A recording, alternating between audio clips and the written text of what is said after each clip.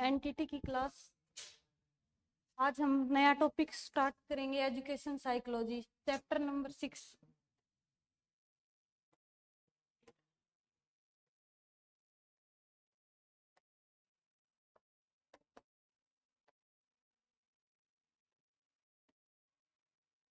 शिक्षा मनोविज्ञान।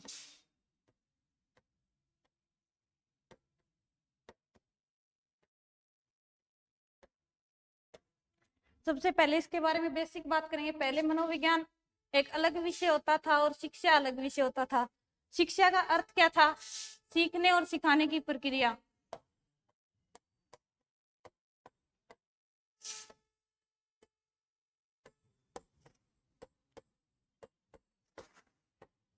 अगर हम मनोविज्ञान के बारे में बात करें तो इसका अर्थ था कि व्यवहार का अध्ययन करना।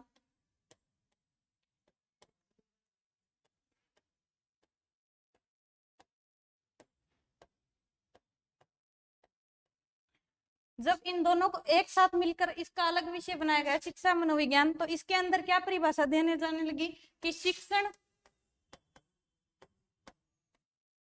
मनोविज्ञान तथा एक भाषा में इसको बोलते हैं कि शैक्षिक व्यवहार का अध्ययन। अगर हम शिक्षा की बात करें तो शिक्षा को क्या बोलते हैं? शिक्षा को बोलते हैं परिमार्जन। यानी कि शिक्षा है वो व्यक्ति के व्यवहार में परिमार्जन करती है।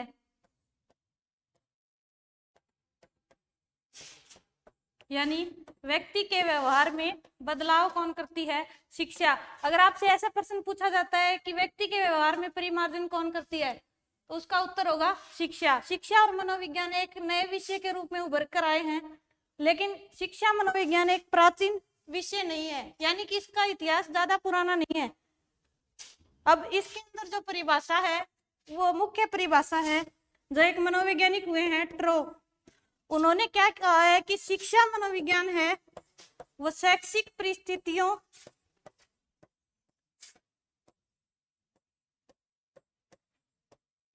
के मनोवैज्ञानिक पक्षों का अध्ययन करता है।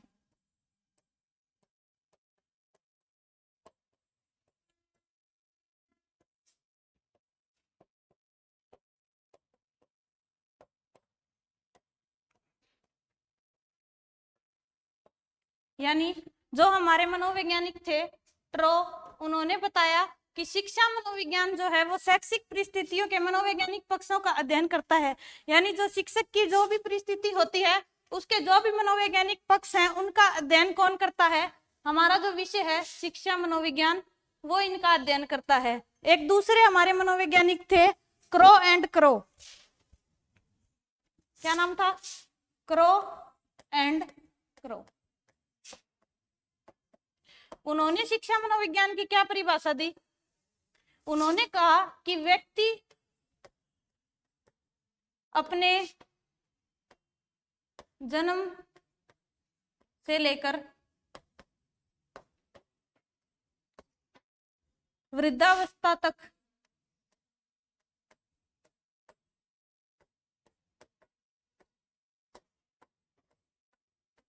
सीखता है। मतलब इन्होंने कहा कि व्यक्ति अपने जन्म से लेकर वृद्धावस्था तक सीखता है, यानी कि व्यक्ति के जन्म से लेकर वृद्धावस्था तक जो सीखने की अनुभूतियां होती हैं उनकी व्याख्या करता है कौन? शिक्षा मनोविज्ञान। अब आगे इसके अंदर क्या प्रश्न आता है कि शिक्षा मनोविज्ञान क्या एक विज्ञान है?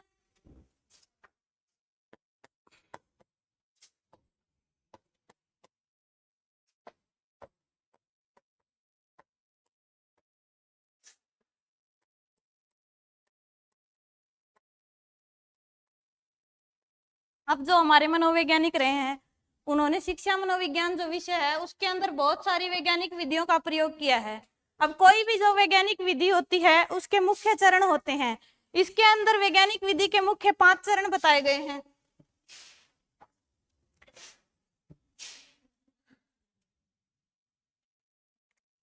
पहला देखिए, वैज्ञानिक विधि के मुख्य चरण।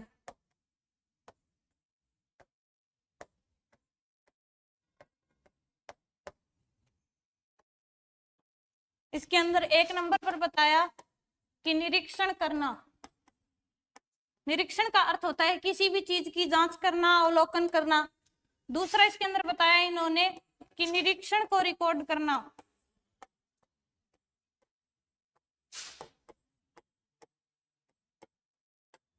रिकॉर्ड करना मतलब किसी भी चीज का लेखा जोखा रखना। तीसरा इन्होंने बताया तथ्यों का वर्गीकरण।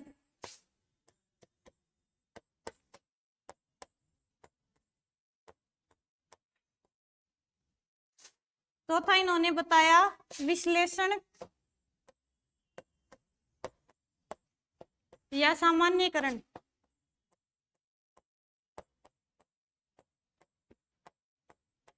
इसके बाद 5 नंबर इन्होंने बताया प्रमाणीकरण।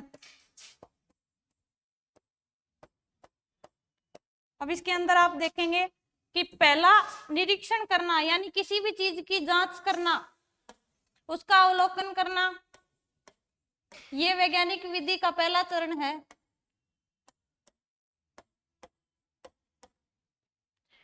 दूसरा निरीक्षण को रिकॉर्ड करना यानी जो भी हमने जांच की है उसका लेखा जोखा रखना। ठीक है। 3 नंबर पर तथ्यों का वर्गीकरण यानी जितने भी तथ्य होते हैं उनका वर्गीकरण किया गया है। वैज्ञानिक विधि का तीसरा चरण जो तथ्यों का वर्गीकरण है, ये सबसे महत्वपूर्ण चरण है।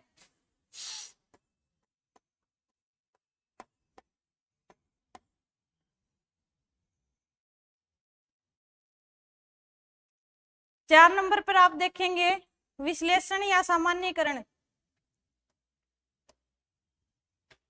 इसके अंदर है यानी हम किसी भी चीज का जब परिणाम लेते हैं तो उसे क्या कहते हैं? विश्लेषण। प्रमाणीकरण यानी उस चीज का प्रमाण मिल जाता है हमें, उसे प्रमाणीकरण कहते हैं। ये किसी भी वैज्ञानिक विधि के मुख्य चरण हैं। ठीक है, आगे तो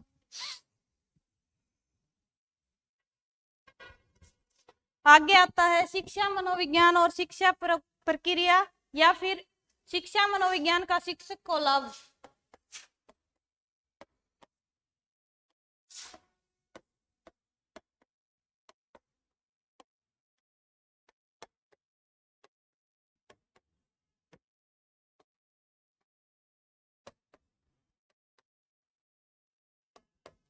शिक्षा मनोविज्ञान से शिक्षक को क्या लाभ होता है? इसमें पहला पॉइंट है अचेतन मन का ज्ञान।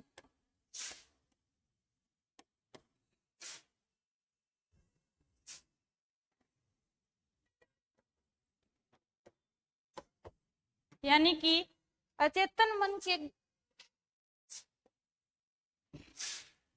कोई भी शिक्षक जब पढ़ाता है तो वह पहले बच्चे के अचेतन मन में झांकता है यानी उसके व्यक्तित्व का पता करता है, या फिर ऐसे बोल सकते हैं कि उसके व्यवहार का पता लगाकर ही उसे अध्ययन करवाता है। इससे शिक्षक को लाभ हो जाता है। कैसे? कि बच्चे के व्यवहार और व्यक्तित्व का शिक्षक को पता होता है कि ये कितनी जल्दी सीखता है और कितनी जल्दी भूलता है। दूसरा है शिक्षा प्रणाली में सुधार।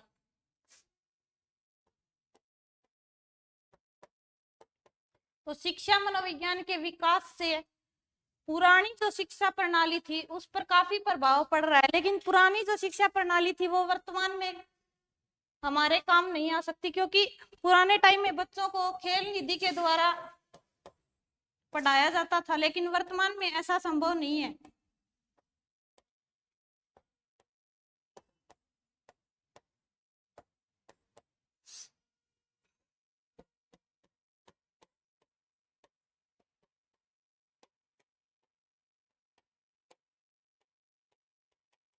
वर्तमान में सर्वदर्शी सामग्री का प्रयोग करके शिक्षा प्रणाली में सुधार किया जा सकता है। सर्वदर्शी सामग्री मतलब जिस भी टॉपिक को आप पढ़ा रहे हो उसके साथ उसकी कोई भी सामग्री जैसे मैप वगैरह दिखाकर आप बच्चे को अच्छी तरह से समझा सकते हो। वो शिक्षा प्रणाली में सुधार होता है। ठीक है, अगला पॉइंट, व्यक्तित्व अध्ययन।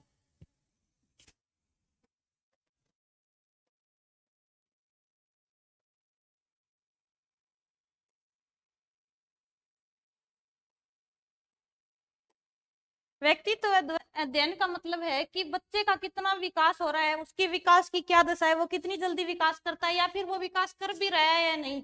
ये चीजें हम शिक्षा मनोविज्ञान के अनुसार नहीं पढ़ सकते, लेकिन व्यक्तित्व अध्ययन में हम पढ़ सकते हैं। इसमें शिक्षा मनोविज्ञान का कोई योगदान नहीं है। ठीक है, चौथा है सीखने की परिस्थितियां।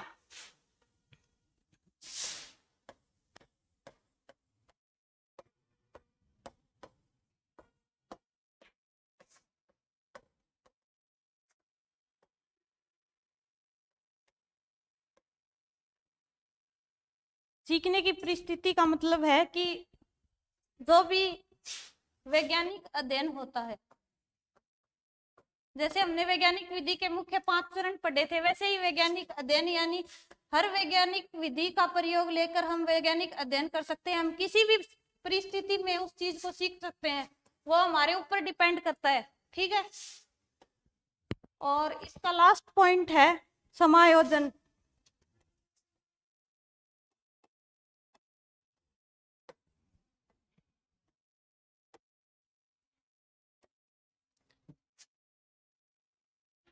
इसका मतलब है कि बच्चे की जो सोचने की शक्ति होती है वो काफी दूर तक फैली होती है, जहां तक हम सोच भी नहीं सकते। यानी कि इसके अध्ययन का जो क्षेत्र है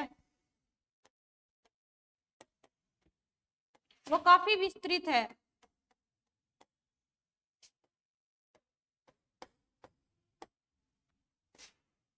और शिक्षा मनोविज्ञान के सभी पहलू इससे अछूते नहीं रह सकते। यानी कि शिक्षा मनोविज्ञान के सभी पहलुओं का प्रयोग किया जाता है समायोजन में।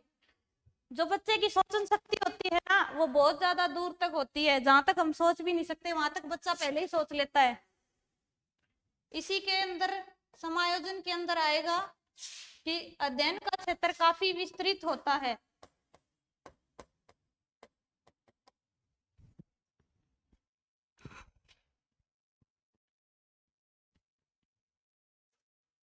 देखो आगे, आगे हमारा टॉपिक है विसमर्ति। विसमर्ति को अगर हम सामान्य भाषा में बोले तो भूलना, यानी कि किसी भी चीज को भूलना क्या होता है, विसमर्ति। कोई भी चीज होती है उसको दिमाग में ज्यादा देर तक धारण नहीं कर सकते, तो यानी कि विसमर्ति हो जाता है, यानी हम उस चीज को भूल जाते हैं। इसको कम करने के कितने उपाय बताए गए हैं, काफी उपाय बताए गए, जैसे पूरे पाठ का स्मरण, यानी कि पूरे पाठ को याद किया जाता है। ठीक है, फिर पाठ को बार बार याद किया जाता है,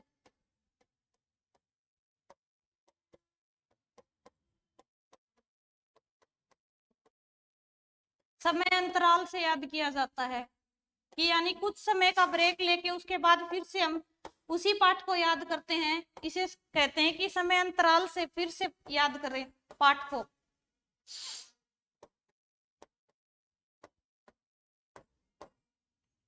ठीक, सहस्वर वाचन, यानी कि पूरे पाठ को बोल बोल कर याद करते हैं।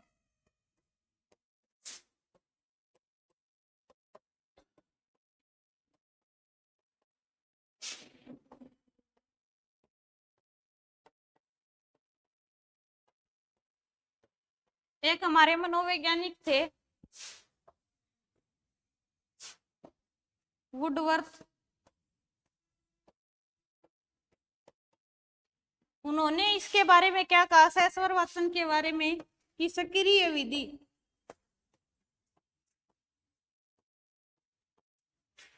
जो सक्रिय विधि है उसमें पूरे पाठ को बोल बोल कर याद किया जाता है। और सक्रिय विधि से पाठ याद करने के बाद विस्मरण की जो गति है, यानी विस्मृति की गति, वो धीमी हो जाती है।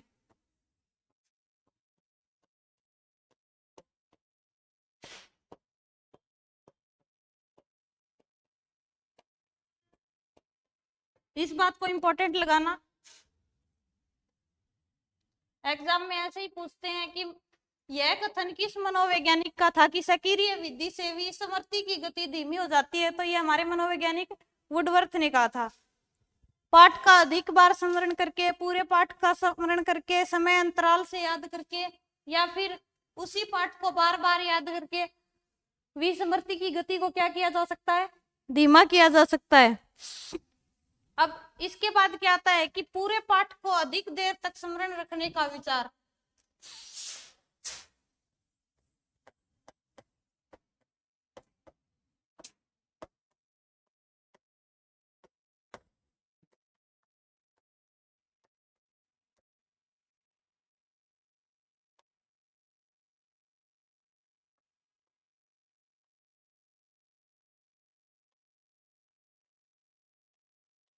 यानी कि किसी भी पाठ के स्मरण का अधिक देर तक विचार रखना चाहिए। ये नहीं कि हमारा एग्जाम हो गया कि बाद में हमारे ये पाठ कोई काम नहीं आएगा, ऐसा नहीं होना चाहिए।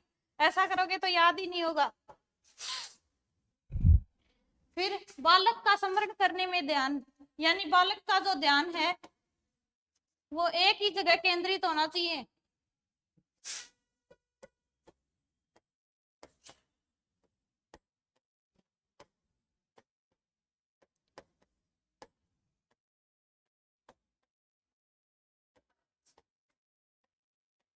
अगर बालक का ध्यान एक जगह केंद्रित होगा तो उसको वो पाठ जल्दी याद हो जाएगा। इससे क्या होगा, विस्मृति की गति धीमी हो जाएगी। अब इसके बारे में वुडवर्थ ने कहा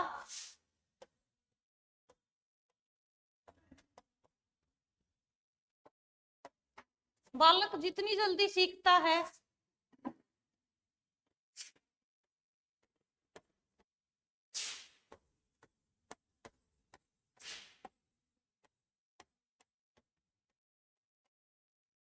उससे अधिक देर में भूलता है।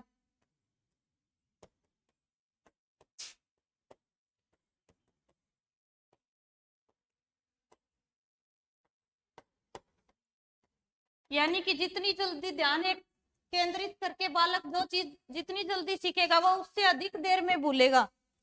ऐसा किसने कहा, वुडवर्थ ने। तो इस कथन को आप याद रखना, एग्जाम में जरूर पूछेंगे कि वुडवर्थ ने ध्यान केंद्रित के बारे में कौन सा कथन कहा, या फिर बालक जितनी जल्दी सीखता है उससे अधिक देर में भूलता है, यह कथन किसका है। पूर्ण व अंतरयुक्त विधियों का प्रयोग, यानी कि पूरे पाठ के अंदर जो मैटर दिया हुआ है या फिर उसके अंदर क्या टॉपिक कहानी दी गई है उस चीज को समझकर भी पाठ को जल्दी याद किया जा सकता है।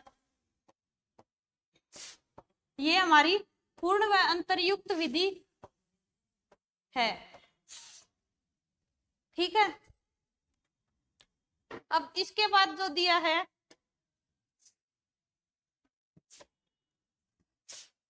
स्मरण के बाद विश्राम।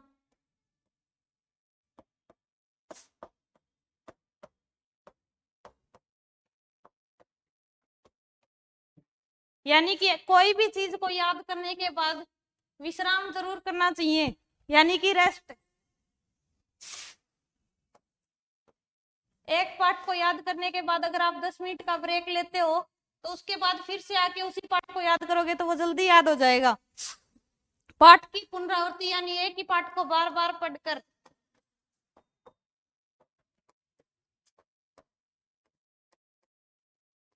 एक ही पाठ को बार बार पढ़ने से वो पाठ क्या होगा, जल्दी याद हो जाएगा। फिर है स्मरण करने के नियमों का प्रयोग। इसमें क्या दिया है, मित्यवयता धारण करना।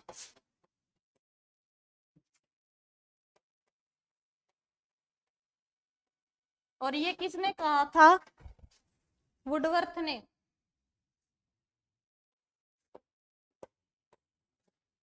कि मित्यवयता के नियमों को धारण करके पाठ को जल्दी याद किया जा सकता है। मित्यवयता का अर्थ क्या होता है, मित्यवयता का अर्थ होता है नियमितता, रेगुलर।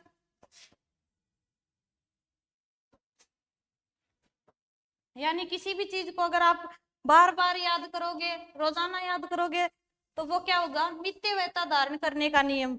ये बात किसने बताई थी, वुडवर्थ ने बताई थी। इससे क्या होगा, आपको जल्दी वो चीज याद हो जाएगी। अब आगे कौन सा टॉपिक है कि स्मरण करने की विधियां।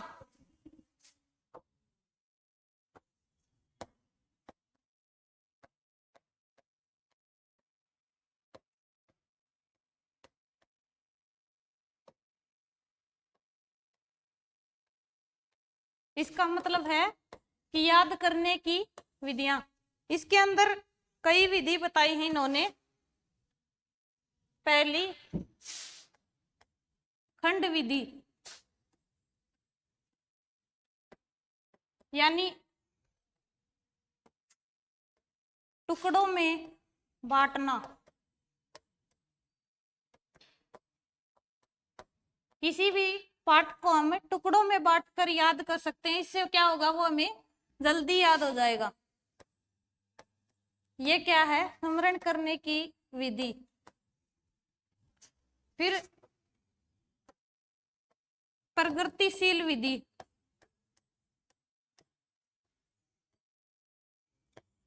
प्रगतिशील विधि के अंदर क्या होता है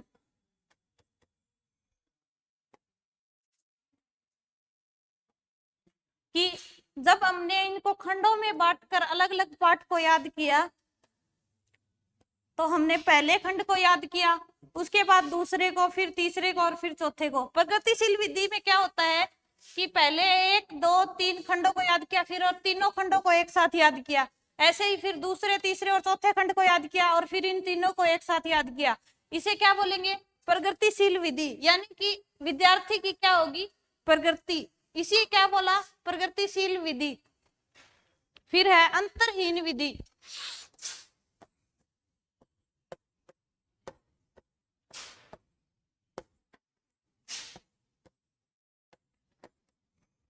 अंतरहीन विधि का मतलब है कि आप किसी भी पाठ को याद करोगे तब आप समय का अंतर नहीं रखोगे, यानी उसको सभी पूरे पाठ को एक साथ याद करोगे बिना समय का अंतर किए।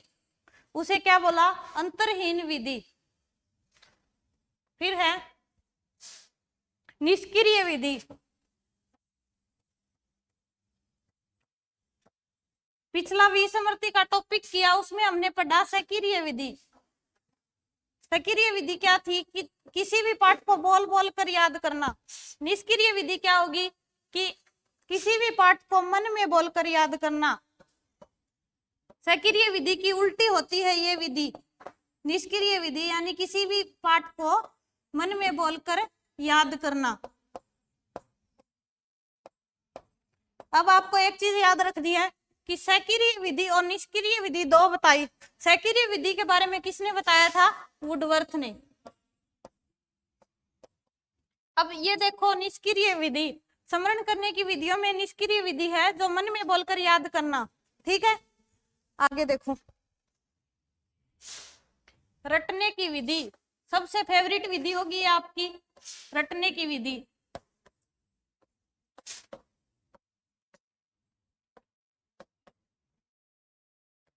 इसके अंदर क्या बताया कि इसमें पूरे पाठ को एक साथ रट लिया जाता है।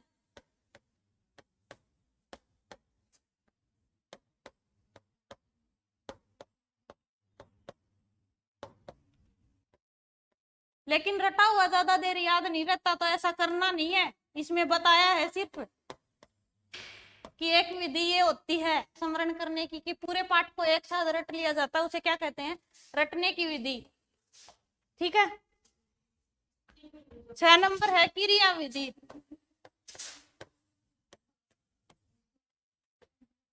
क्रिया विधि क्या होती है कि जब हम कोई पाठ पढ़ते हैं, उसके अंदर जो भी बातें दी गई है उसको हम प्रयोग में लेके देखते हैं। जैसे कई बार आप चलते चलते याद करते हैं, उसको बोलते हैं, उस क्रिया को करके देखते हैं, उसे क्या कहते हैं, क्रिया विधि। फिर है पूर्ण विधि।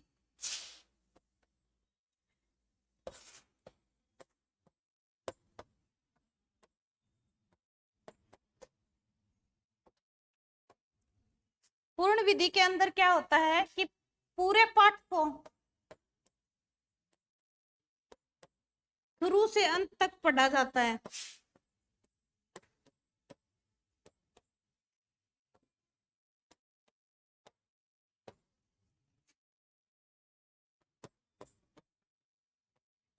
यानी कि जो पाठ होता है उसको शुरुआत से लेकर अंत तक पढ़ा जाता है, उसे क्या बोलते हैं? पूर्ण विधि। ऐसे याद रखना कि पूर्ण का मतलब पूरा, पूरे पाठ को अंत से लेके, शुरू से लेके अंत तक, फिर अंत से लेके शुरू तक दोनों तरफ से पढ़ा जाता है, उसे क्या कहते हैं? पूर्ण विधि। फिर है मिश्रित विधि।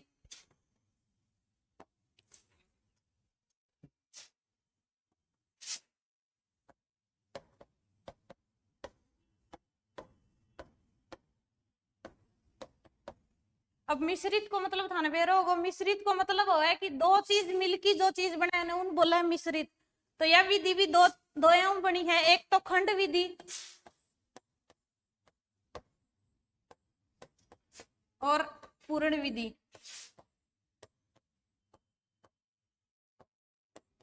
यानी कि पहले टुकड़े किए पाठ के, फिर पूरे पाठ को अंत तक पढ़ा। इसमें क्या करेंगे हम? दोनों काम करेंगे, टुकड़ों में भी पढ़ेंगे और पूरे पाठ को अंत तक भी पढ़ेंगे। इसे क्या बोला है? मिश्रित विधि। फिर है अंतरयुक्त विधि।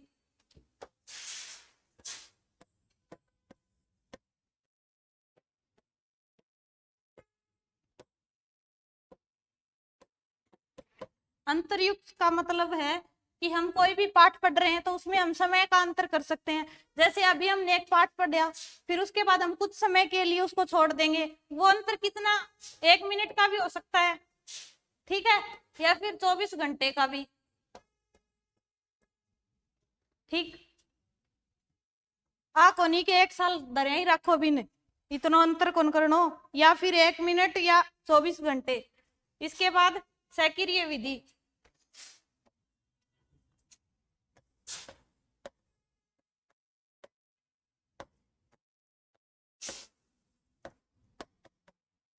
अब सैकिरीय विधि तो आप पढ़ी पहला कि पूरे पाठ ने बोल बोल की याद करना।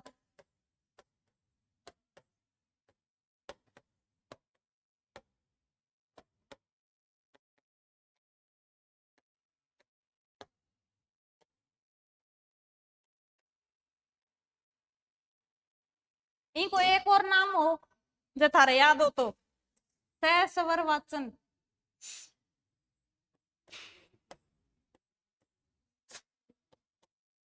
सहस्वर वाचन यानी वुडवर्थ बतायो कि पूरे पाठ ने बोल बोल की याद करे हूं, जल्दी याद हो जाए, तो यह चीज याद रखियो। फिर है सवर विधि।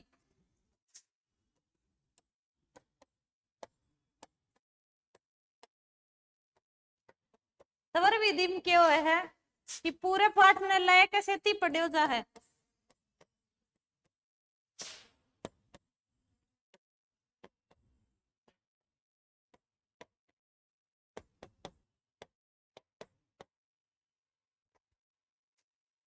यानी कोई भी पाठ हो भी लय के साथ में पढ़ियो जा है, गाने की ढाल गाए जा है।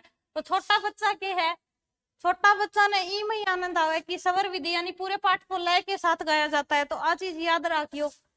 अब क्वेश्चन ये आस्क है कि छोटे बच्चों की सबसे आनंदमय विधि कौन सी है? तो सवर विधि, ठीक है, इंपॉर्टेंट लगा लियो इन।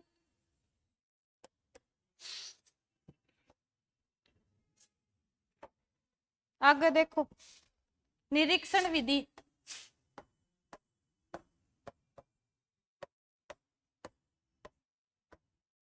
निरीक्षण मतलब जांच करना। अब थे स्कूल में कौन कहता कि मेरे कितनो याद हो गयो, सुन दिखा भाई हो निरीक्षण विधि। यानी कि जितना आपने पढ़ाया उसकी जांच करना। फिर है साभिप्राय संवरण विधि।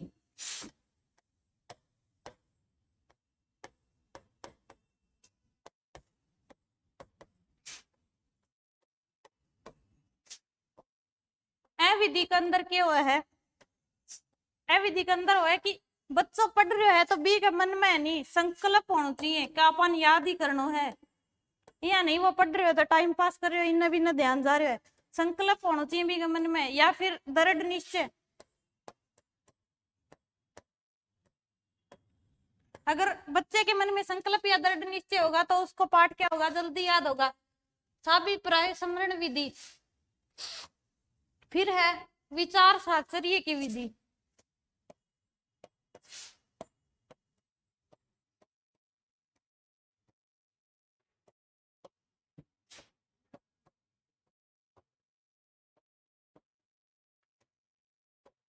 इन विधि के अंदर क्या हुआ है कि केवल बात बतानी जरूरी नहीं, अभी बात को ज्ञान भी होना चाहिए।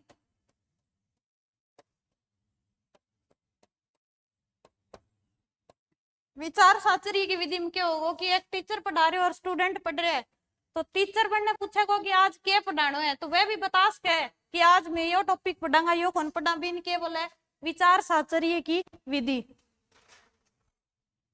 अब आगे थारा टॉपिक है वंशक्रम।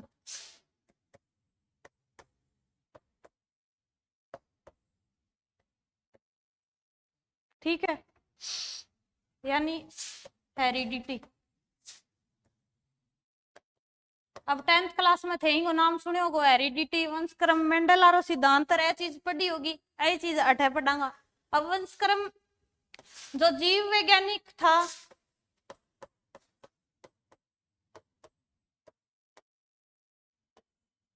और जो मनोवैज्ञानिक था,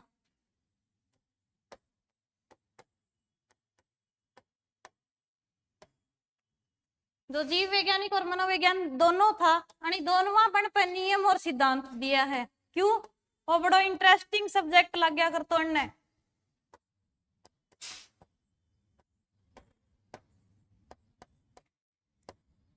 इनके लिए क्या था, ये रोचक व रहस्यमय विषय था।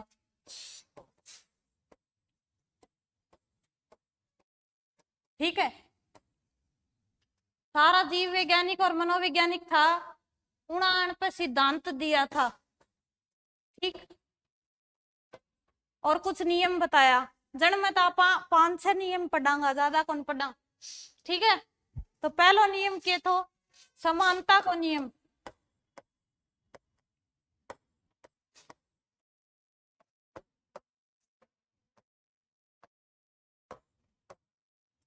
इन नियम के अंदर क्या बतायो कि जो माता पिता हुए ने,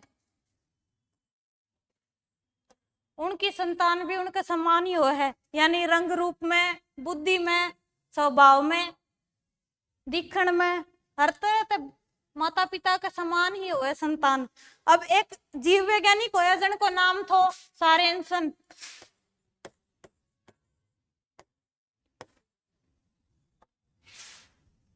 अब अणा के बतायो कि जो बुद्धिमान माता पिता है ने, बन का बच्चा बुद्धिमान ही होएगा। ठीक है,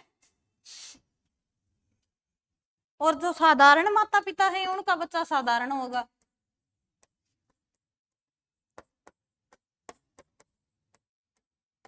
जो मंद बुद्धि माता पिता हैं उनका बच्चा मंद बुद्धि ही पैदा होगा। आ चीज कौन बताई, सारेंसन बताई। और क्या बतायो सारेंसन कि बच्चे की जो शारीरिक बनावट हुआ है,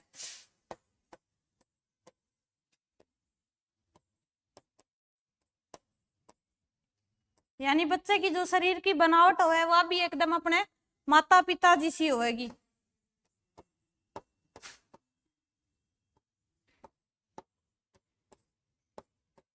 माता पिता के समान। ओके, समानता का नियम। अब समानता के नियम में माता पिता के समान ही संतान होएगी। यह चीज सारेंसन बताई कि बुद्धिमान माता पिता के बच्चे बुद्धिमान, साधारण माता पिता के बच्चे साधारण, मंद बुद्धि माता पिता के बच्चे मंद बुद्धि, और शारीरिक बनावट या शारीरिक दृष्टि से माता पिता के समान ही बच्चे की शारीरिक बनावट होगी। ठीक है, अपनो फिर दूसरो नियम आओगो प्रत्यागमन का नियम।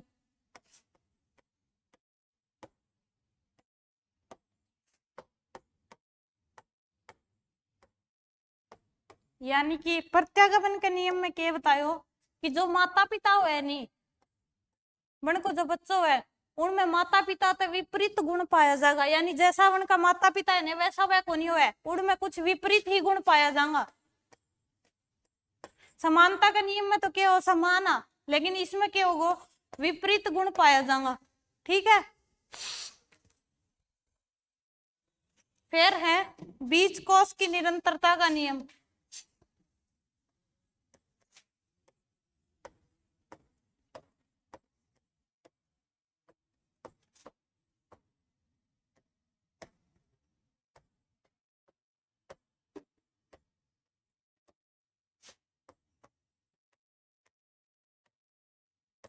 ठीक। इम क्यों है कि एक मनोवैज्ञानिक था, बना के बताओ बारे में, विजमैन नाम था उनको।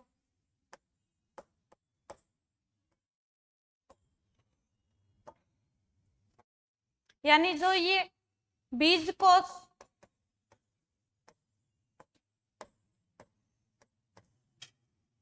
का कार्य क्या बतायो अणी, उत्पादक सेलों का निर्माण करना।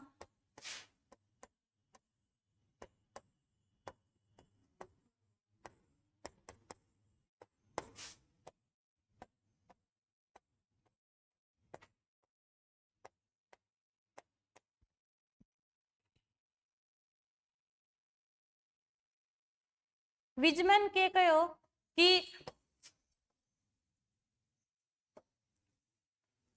जो बीज कोश निरंतरता को नियम है ने, एम जो बीज कोश होवे वह पीढ़ी दर पीढ़ी के हो जाए हस्तांतरित हो जाए। यानी माता पिता उनके बच्चा में आ जाए, फिर उनकी संतान में चला जाए, यही पीढ़ी दर पीढ़ी के हो जाए हस्तांतरित।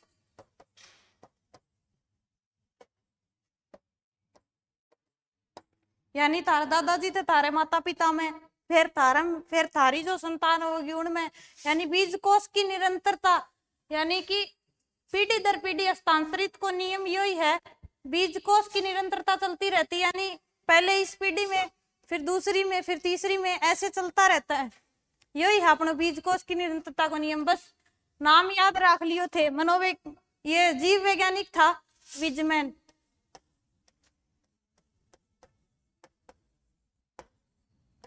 अना बतायो कि बीज कोश का कार्य उत्पादक सेलों का निर्माण करना है।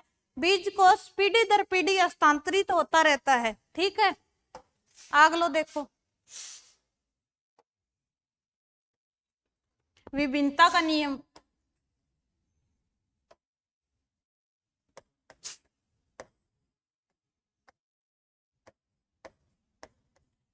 अब विभिन्नता का नियम में क्या हुआ है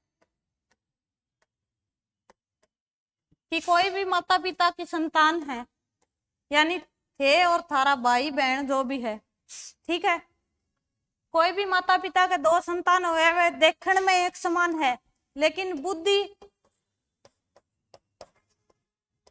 रंग और स्वभाव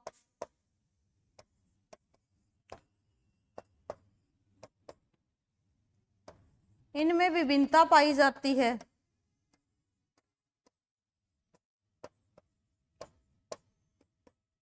तो उसे क्या कहते हैं, विभिन्नता का नियम। यानी एक ही माता पिता के बच्चा जो कि समान दिखा है, लेकिन बुद्धि, रंग और स्वभाव तो उनमें भिन्नता पाई जा है, उनके कहे जा है विभिन्नता का नियम। यानी कोई तो एक बच्चों तो बुद्धि तो तेज हो, एक बच्चों बुद्धि मंद हो, उनकी जरूरी थोड़ी है दोनों समान ही हो, रंग रूप में जरूर समान हो उसका है, लेकिन बुद्धि, रंग और स्वभाव तो अलग अलग हो। वही के है विभिन्नता को नियम। फिर आगे है मेंडल को नियम।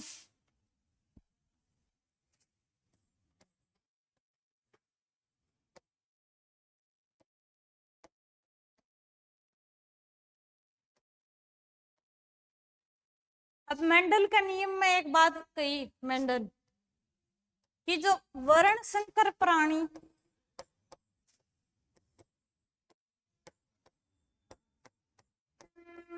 और मौलिक सामान्य रूप,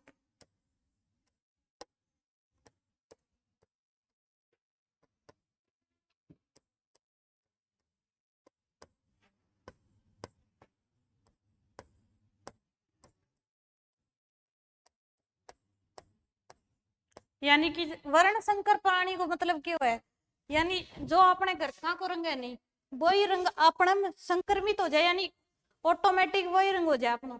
बाई चांस एक आधे केस में इसे हो जाए कि कोनी हो वो रंग, लेकिन यो मतलब यो कोनी। मेंडल आ चीज को समर्थन करियो कि जो रंग बन की पीढ़ियां तो चलता आ रही हो वही रंग आओगे प्राणी में।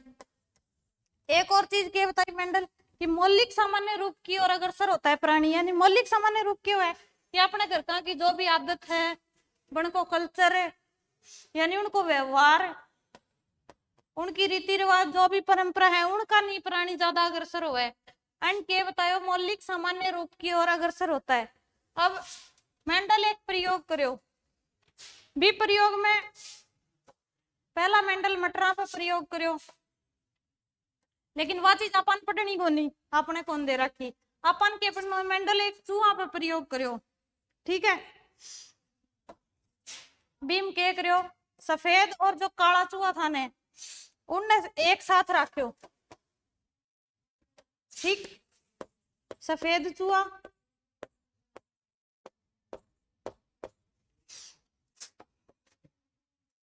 और जो ब्लैक कलर का था उनने एक साथ में रखो। अब इस प्रयोग तक ये रिजल्ट लिख दो कि जो ज्यादातर चूहा था ने वो दोनों ही रंगा का था, यानी सफेद और ब्लैक ही था। मतलब वह अपने मौलिक सामान्य रूप की ओर अगर से होया। वर्ण संकर प्राणी को नियम बतायो कि जो रंग अपने माता पिता और जो व्यवहार अपने माता पिता का होता है मनुष्य उनकी तरफ ही अग्रसर होता है। और इस सिद्धांत को क्या कहा गया, मेंडलवाद। यानी आपसे पूछा जाए कि मेंडलवाद का सिद्धांत किसका है तो मेंडल। ठीक है, और ये पूछा जाए कि मेंडलवाद के सिद्धांत में उन्होंने किस पर प्रयोग किया तो आप बताओगे सफेद और ब्लैक चूहों पर। ठीक है, अब अगला नियम है अर्जित गुणों के संक्रमण का नियम।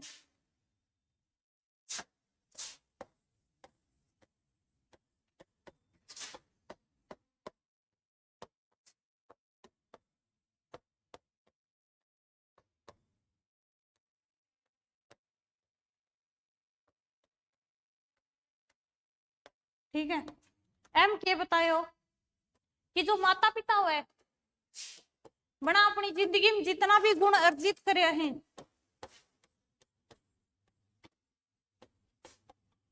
वह गुण उनकी संतान ने प्राप्त हुए। यह बात कोई जरूरी को नहीं, यानी उनकी संतान ने वह गुण प्राप्त को नहीं हुए। संतान तो अपनी जिंदगी में गुण अर्जित करेगी, उनकी जिंदगी में कोई गुण अर्जित कौन करे। आ चीज कौन बताई, अर्जित गुणों के संक्रमण का नियम।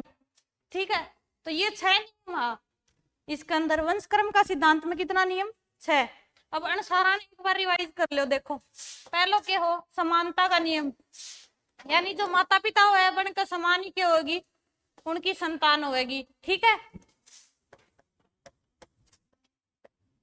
फिर दूसरों के पढ़ो प्रत्यागमन का नियम, यानी जो माता पिता है उनसे विपरीत गुण पाया जाएगा उनकी संतान में।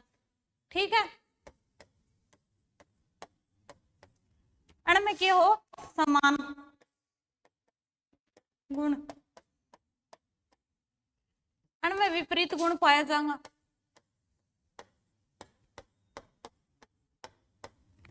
ठीक है, फिर क्या हो बीज कोश की निरंतरता का नियम, यानी कि पीढ़ी दर पीढ़ी बीज कोश क्या होता है, हस्तांतरित।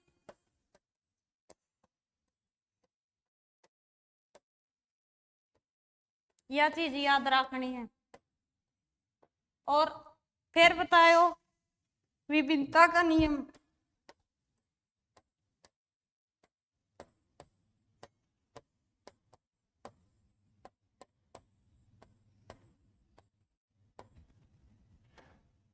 एम के बतायो कि कोई माता पिता के संतान है वह देखने में एक जैसी है लेकिन बुद्धि रंग और स्वभाव से विभिन्न है।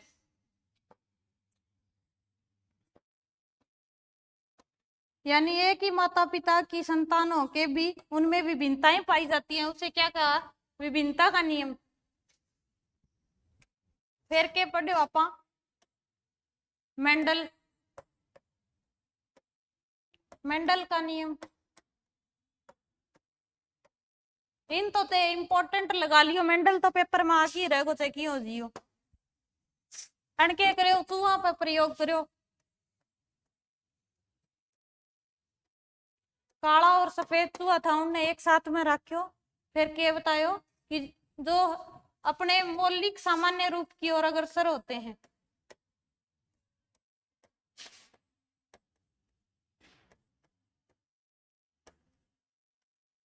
मौलिक सामान्य रूप की ओर अग्रसर। यानी कि सफेद और काले चूहों को एक साथ रखा तो उनमें ज्यादातर काले और सफेद ही चूहे पाए गए। और इस सिद्धांत को क्या कहा गया? मेंडलवाद। यानी आपसे पूछा जाएगा कि मेंडलवाद के सिद्धांत में उन्होंने किस पर प्रयोग किया? तो चूहों पर, काले और सफेद रंग के चूहों पर। अब जो आखिरी नियम है वो अर्जित गुणों के संक्रमण का नियम।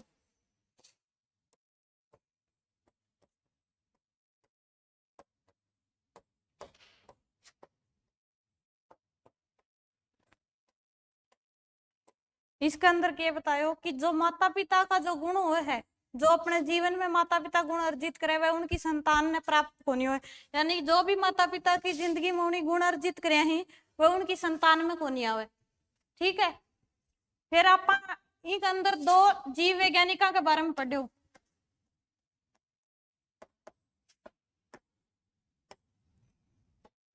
एक तो सॉरेनसन और एक विजमैन।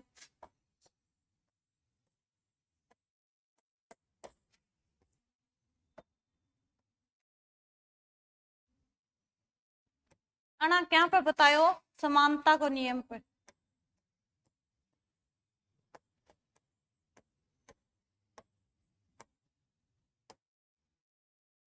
और विजमैन किसके बारे में बतायो? बीज कोष की निरंतरता के नियम के बारे में।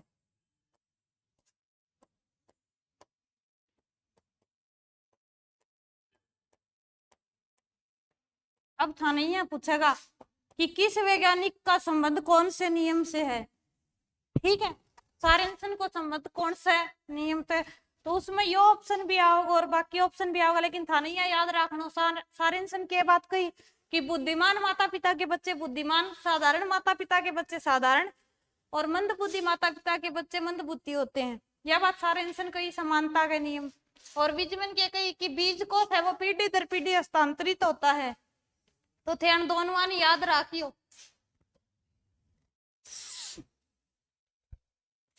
आगे है मंद बुद्धि बालक।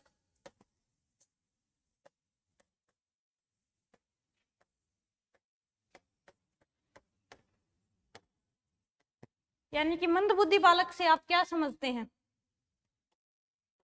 तो मंद बुद्धि जो बालक हुआ है उसकी सामान्य बालक तो मानसिक योग्यता क्या हुआ है? कम हुआ है।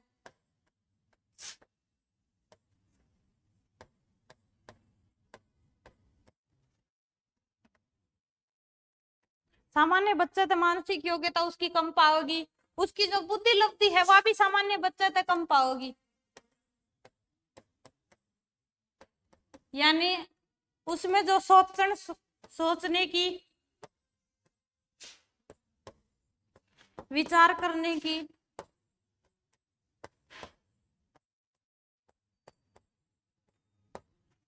क्षमता कम होती है। यानी जी साधारण बच्चा सोच विचार कर सके ने, उनकी क्षमता क्या है? कम हो है। वह बुद्धि लब्धि भी उनकी कम हो और मानसिक योग्यता भी साधारण बच्चे थे कम हो है। फिर एक जो अपना मनोवैज्ञानिक था करो एंड करो।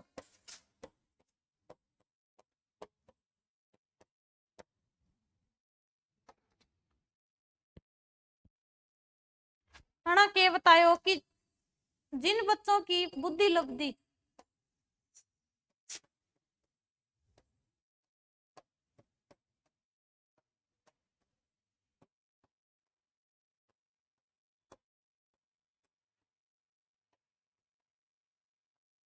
सत्तर तक कम हुए है, उन आपा के कहा मंद बुद्धि का ये चीज के बारे में परिभाषा दी थी करो एंड करो। तो था नहीं या पूछ क्या कि जिन बच्चों की बुद्धि लब्धि 70 से कम होती है, कथन किसका है? करो एंड करो। ठीक है, याद रखियो।